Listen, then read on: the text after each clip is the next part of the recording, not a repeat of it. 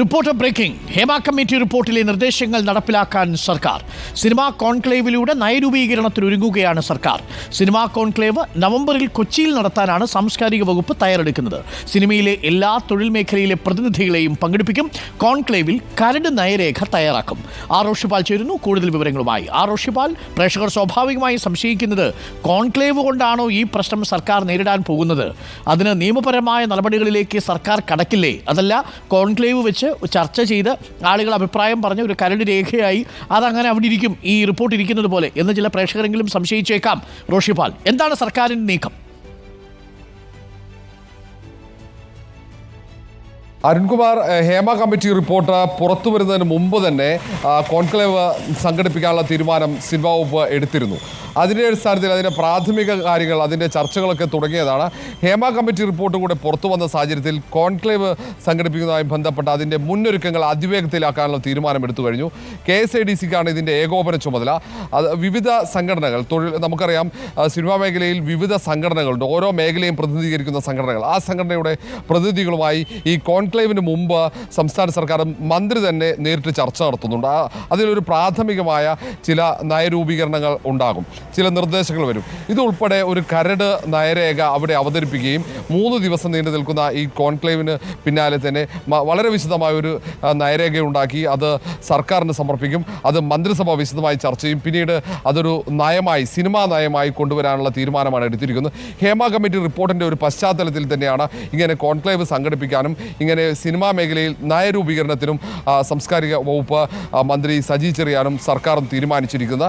ഏതായാലും 3 ദിവസം നീണ്ടു നിൽക്കുന്ന ഈ കോൺക്ലേവ് അത് കൊച്ചിയിൽ നവംബർ മാസം ആദ്യവാരം സംഘടിപ്പിക്കാനുള്ള തീരുമാനമാണ് എടുത്തിരിക്കുന്നത്. ഏതാണ്ട് സംഘടനാ പ്രതിനിധികളടക്കം 300 പ്രതിനിധികളെങ്കിലും ഈ കോൺക്ലേവിലേക്ക് പ്രതീക്ഷിക്കുന്നു. വളരെ ഗൗരവത്തോടെയുള്ള ചർച്ചകൾ സംഘടിപ്പിക്കാനാണ് ഉദ്ദേശിക്കുന്നത്. മാത്രവുമല്ല, ഇനി അങ്ങോട്ട് ഈ ഹേമ കമ്മിറ്റി റിപ്പോർട്ടിൽ പ്രതിപാദിക്കുന്നത് പോലെ സിനിമാ മേഖലയിൽ ചൂഷണങ്ങൾ, അത് തടയുക, സർക്കാരിന് സ്വീകരിക്കാവുന്ന ഏറ്റവും അപകടരഹിതമായ, സർക്കാരിന് സ്വീകരിക്കാവുന്ന ഏറ്റവും ലളിതമായ ഒരു മാർഗമാണ്.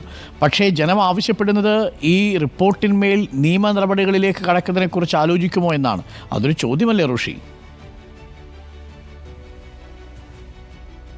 അരുൺകുമാർ, ആ കാര്യത്തിൽ ഒരു സംശയവുമില്ല. കാരണം ഹേമ കമ്മിറ്റി റിപ്പോർട്ട് പുറത്തു വന്നതോടെ എല്ലാ കോണുകളിൽ നിന്നും നിയമവിദഗ്ധരുടെ അഭിപ്രായങ്ങൾ പുറത്തു വന്നു തുടങ്ങി. ഈ റിപ്പോർട്ടിൽ കുറ്റകൃത്യങ്ങൾ പലയിടങ്ങളിലായി നടന്നതായി വെളിപ്പെടുത്തലുണ്ട്.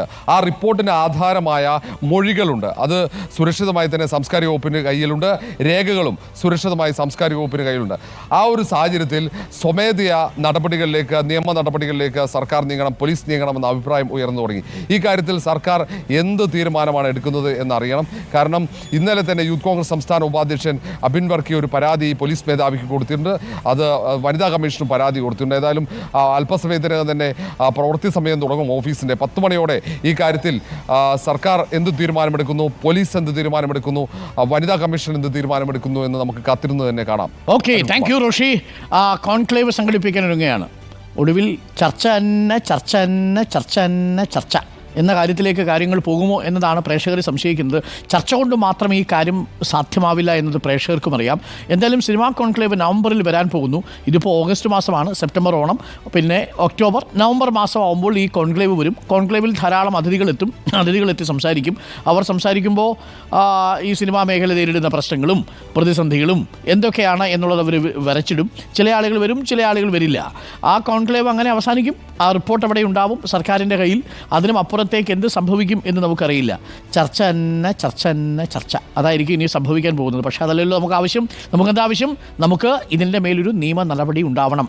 അതിന് സാധ്യതയുണ്ടോ എന്നതിലേക്ക് സർക്കാർ അന്വേഷണം കൊണ്ടുപോകണം. കാരണം കയ്യിലിരിക്കുന്ന റിപ്പോർട്ടിലുള്ള തെളിവുകളിൽ പലതും തൊഴിലിടത്തിൽ നടന്ന ലൈംഗികാതിക്രമത്തിൻ്റെ നേരിട്ടുള്ള വിവരണങ്ങളാണ്.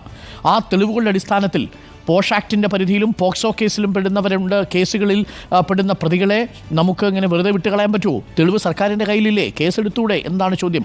മെൻഡാമസ് പോലെയൊരു റിട്ട് കൊടുത്തു കഴിഞ്ഞാൽ ഹൈക്കോടതിയിൽ ആ റിട്ട് എടുക്കില്ലേ എന്നൊരു ചോദ്യമുണ്ട്. സർക്കാർ തീർച്ചയായും ആ പ്രതീക്ഷയ്ക്കൊപ്പം തന്നെ നിൽക്കുകയും വേണം.